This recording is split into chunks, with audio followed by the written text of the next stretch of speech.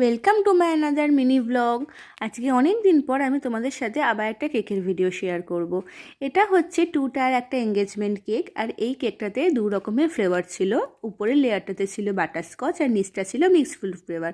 Mixed ফ্রুটের মধ্যে আমি black current, mango আর strawberry use করেছিলাম। আর এটা আমার লাইফের ফার্স্ট 2 টায়ার কেক ছিল বলে আমি এটাকে প্লেস করতে প্রচণ্ড ভয় পাচ্ছিলাম।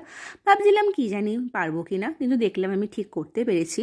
আর এঙ্গেজমেন্ট কেক ছিল বলে এটার বেস কালারটা ছিল হোয়াইট, এবং তার লুকটাকে ভাইব্রেন্ট এবং আরও বেশি এনহ্যান্স করার জন্য এখানে রেড রোজই আমি ইউজ করেছিলাম, বিকজ রেড অ্যান্ড হোয়াইটের কম্বিনেশনটা খুবই সুন্দর লাগে। আর এটাকে ডেকোরেট করার জন্য আমি এর মধ্যে হোয়াইট সুগার পালসও দিয়েছিলাম।